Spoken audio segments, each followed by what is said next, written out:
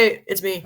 We're gonna do the most important questions from the Module 5 review packet now. This is the one we did in class on Tuesday, and what we did like in February-ish. All right, the first question is, can we look at this mess of a diagram and figure out absolutely all of these angles that are labeled? The answer, of course, is yes. So let's do it. Let's do it in alphabetical order. I'm pretty sure that's what I did on the thing. A is 64. This is vertical with this labeled 64, and things that are vertical or right across from each other are always the same. B is 116. This is because A and B are linear pairs. A and B need to add up to 180. They make a straight line, so they are supplementary. And 180 minus 64 is 116. All right, C, also 116. This is because it is alternate exterior with B, and that means they're the same. We could have also said it's same side exterior with A, which means they have to add up to 180. But the main thing is these lines are parallel, so these are going to correspond to these ones. In that same vein, D is equal to 64. We can either say that's because it's alternate exterior with A, or because it's corresponding, let's get this green one, corresponding with the labeled 64. Corresponding means it's like same side, but one's interior and one's exterior. Okay. A, B, C, D, E. Where's E? E is way over here. E is going to be 108 for vertical angle reasons. It's across from 108. F is 72. We want to add up to 180 with 108, or E and F need to add up to 180. A, B, C, D, G. G is also going to be 108. It corresponds to this 108. H is going to be 72. Just like E and F, it needs to add together to be 180. I is 108. It corresponds with G. It's basically in the same place in this new crossing as G is, and these lines are parallel, which are the two things that need to be true. J is 108, and that's because it is vertical with I. A, B, C, D, E, F, G, H, I, J, K. K is 108. That's a degree mark. It is corresponding with both I, G, and 108. Pretty good. L is nowhere to be found. Why didn't I do an L? Silly. A, B, C, D, E, F, G, H, I, J, K, L, M. M is right here. M is going to be 105 because it adds to 180 with 75. N is 79. It is right across from a 79, and it's a vertical angle. O doesn't exist. P is 90. It's right next to another 90-degree angle, which means it needs to add up to 180. 180 minus 90 is 90. I want to P, Q. Q, there's a lot of different ways to find Q. The coolest one is that this line is parallel to this line, and Q corresponds with B. So Q has to be 116. QR. No R. S. S is up here. S is 72. It's right next to K, and these need to add up to 180. T. T is right next to 61. So this needs to add up to 180 and be 119. And I think that's that for that. Cool. The next important one is number 2, solving for the missing variables. To be honest, these are a lot of the same thing over and over again, so I will set all of them up and only solve a few of them. The setup is, we see that this angle is 90. We know that this angle and this angle are equal by alternate exterior angles. So we get up to set up the equation 90 equals 21x plus 6. This is now something that we would solve for x for by subtracting 6 from both sides. and then dividing by 21 on both sides. Bada bing. Over here, we get to say that 75 is equal to 11x minus 2 because these are corresponding angles. Basically, these ones we're gonna try to figure out, are these equal to each other? Boom, set them equal, solve for x. Or should these add up to 180? Boom, add them all up, set them equal to 180, solve for x. I'm going to leave that one to your imagination. Here, these angles are equal. So we get to set them equal to each other. These ones are equal. We get to set them equal to each other. And I'll actually do this one. If I want to solve for x on D, I will subtract 3x from both sides, leaving nothing on this side as far as x's go, leaving 7x's on this side. I will add 15 to both sides. I'm doing this, of course, because I want to get the x's alone, right? Anything that's not an x doesn't belong on the right-hand side. So that's gone. I get 7x is 35. And now, again, I want to get x alone, so I'll divide by 7 so that it cancels, and I get that x is equal to 5. Set these up. These two are equal by alternate interior angles. These two are equal by vertical angles, equals 2x plus 6. This one's kind of tricky, so I'll do this entire thing. I'm first going to solve for y. I'm going to say 63 is equal to y plus 23. I'm going to subtract 23 from both sides and get that y should have been 40 this entire time.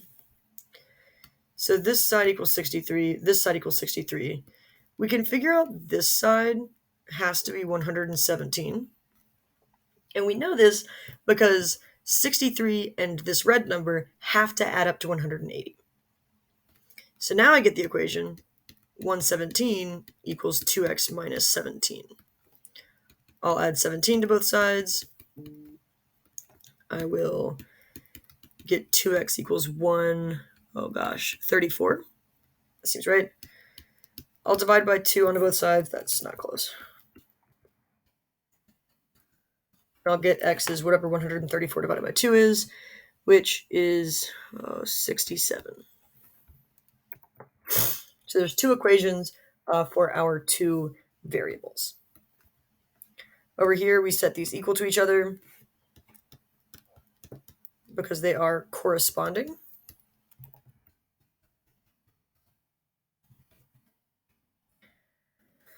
Over here, we set these equal to each other because they are alternate exterior angles.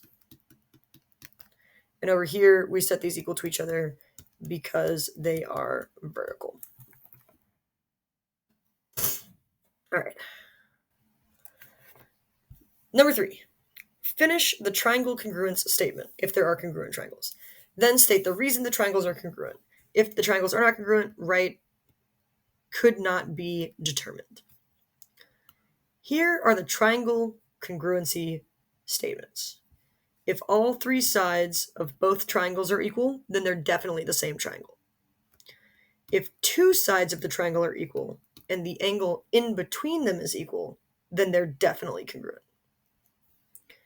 If 2 angles of a triangle are congruent and the side in between them is congruent, then they're definitely the same triangle.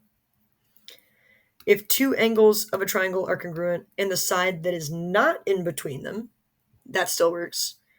And then specifically, if it's a right triangle and the hypotenuse and one of the smaller legs are equal, then the triangles are equal. Hypotenuse leg. Let's suss these out. This is angle, angle, side, angle. This is an angle, angle, angle, and a side. These are definitely equal, right? And we can do this by either angle, angle, side, aka these 2 angles in this side, or these 2 angles in this side. Or we can do these 2 angles in the side where the side is in between. Or angle, side, angle. Now the important thing for me is when we write the triangle congruence statement, when we say, oh yeah, these two triangles are definitely the same, we have to be very careful how we name the second triangle, because I want the name to match up with what angles are actually congruent to each other. So triangle NAG matches up with WMT, and it does have to be in that order. This is because N was the one that corresponded to W, so both N and W are first. A corresponded to M, so both A and M are second. And then G corresponded to T, which is why G and T are all last. All right, here we've got side, angle, side. That's because we've got two sides which are congruent with an angle in between them. We called this one N, D, oh sorry, A, D, and then N. A is the vertice next to the line with two tick marks on it, which means it corresponds to S. D is the labeled angle, which means it corresponds to H. And N is the one left over, which means it corresponds to the other one left over, M.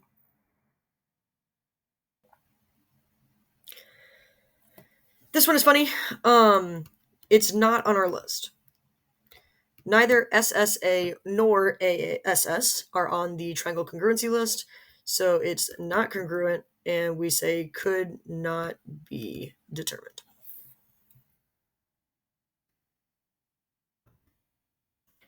This one is side, side, side. All three sides are equal on each triangle. T matches with R. A matches with G. And Y matches with D, which means we've got R, G, D as our congruent triangle. All right. The next one I care about is actually number 5. So we're going to skip ahead a little bit. Here, I've given us two congruent triangles, and I've told you in the statement which ones match up. This is saying that D matches up with V because they're both first. E matches up with W because they're both second. And F matches up with Z because they're both last. So to be honest, I don't even need to look at the picture. I can just say every time I see a W, I should have put E instead. Every time I put a V, it's a D. Every time I see a Z, it's an F. Every time I see D and F, I actually mean, or on the other triangle, I mean V and Z. When I see ZW, that's these last two in backwards order, so that must mean FE, these last two in backwards order. Fine. WV, ED. I can match those up. We can also match them up on the triangle if you're more of a visual person, but this is how I always do it. And now, for the best part of Math 2, the proofs. I'm going to do one 2-column proof, and then I'll do one flowchart proof. When you write the proof on the final, you will get to choose between which method you want to use. So I'll do both. All right. Here, given x is the midpoint of A, B, and CD, also given AC is congruent to BD. Right off the bat, I'm going to write in given as the reason for this given thing, and I'm going to write in AC is congruent to BD as my other given, because that's what they told me. Back to the problem. Prove triangle AXC is congruent to triangle BXD. My proof, the thing I'm proving, is always, always, always, always my last statement. This is my last statement. So I'm just going to go ahead and write that right here already. We've got some amount of credit for this problem. Okay, so all the green stuff is things that I'm going to write before I even think about this problem at all. All right, now I'm going to use the picture to kind of organize my thoughts. When I tell you that x is the midpoint of AB, x is the midpoint of AB, what can I mark on this triangle? If x is the midpoint of AB, then I know that these two lines are equal. I know that because that's the definition of what midpoint is. Now that I've marked it on the triangle, I'm actually going to write it in my proof. I'm going to say BX is congruent to XA, and the reason is the definition of midpoint. Right? The midpoint chops it exactly in half, so both of these have to be the same. All right, what else did I learn? X is the midpoint of also CD. It's not only the midpoint of AB. Okay, if it's the midpoint of CD, that means these two lines must have been equal. I marked it on the picture, the diagram, so I'm going to go ahead and put it in my proof. This is dx is congruent to xc. This is also the definition of midpoint, so I'm just going to say, like, copy that. All right, AC is equal to BD. They just told me that, so I'll write that in on the diagram. I've already written it in the proof. I don't need to write it again. And now I'm trying to see, why are these triangles congruent? Anytime I've got triangles being congruent as a statement, my reason is going to be either side, side, side, side, angle, side, angle, side, angle, angle, angle, side, or hypotenuse leg. So here, I need to figure out which one it is. Well, I haven't talked about the angles at all, and there's three sides, so it's going to be side, side, side. We're not going to use these ones. And now we're done. You can put a little box at the end of your proof. Or you can say QED. People love that too. I always did the little Mario level flag. That's how it goes. Right? Let's do it in a flowchart way. What did I do? Green for given. Nice. Okay, in the figure to the right are the lines TI and RE parallel to each other. Spoilers, yes. Complete the flowchart proof or explain why they're not parallel. They definitely are. Given M is the midpoint of both TE and IR. So this is looking similar already. Number one, we'll always write our givens. Given, right? So M is the midpoint of TE and IR. What does that tell us? This tells us that TM and ME are equal. TM and ME are congruent. And it also tells us that IM and MR are congruent. IM and MR. Why does that tell us this? It's because it's the definition of midpoint, right? So we use the word definition of midpoint or definition of whatever to say, like, it's obvious, right? But it's never too obvious to not be written in a math proof. Speaking of, over here over 2, without a given thing, we're supposed to say that two angles are equal to each other. And we do not know that TI and RE are parallel. The only two angles that I see that can be, let's make this bigger. Resize. No. Great. The only two angles that I see that can be equal to each other are these two, because they're right across from each other. They're vertical angles. This one on the left is angle TMI, and this one on the right is EMR, because we started at T, went through M, and ended at I. We started at E, went through M, and ended at R. Those two angles are equal because they're right across from each other, aka they are vertical angles. All right. Oh no, vertical angles. Let's look up here in this proof. I said that anytime the statement was two triangles being congruent, it's going to be one of these reasons. Over here, we've got that two triangles are congruent. I see two sides and an angle in between, so I'll say that my reason is side, angle, side. Side, angle, side. Now, which triangles are actually congruent? T, M, and I So triangle TMI matches with the triangle with R, E, and M in the name. Which corner, which vertice does T correspond to in this other triangle? It actually corresponds to E, not R. It's because the T is touching the line with the 1 tick mark, and the E is also touching the line with the 1 tick mark. M is the middle one still, and then R is the one out to the back. Okay. We've got our 2 triangles are equal. Let's not lose sight of the goal. Our goal is to show that these 2 lines are parallel. The way we prove that lines are parallel is we show that we've got a pair of like alternate interior angles that also are congruent. If it's both alternate interior and congruent, that means the lines had to have been parallel. So we can say that angle T and angle E are equal. And that's because corresponding parts of corresponding parts of congruent triangles are congruent. That's just saying once you have 2 triangles are equal, you get to say that all of their parts are equal, right? So this always comes after 2 triangles being congruent to each other.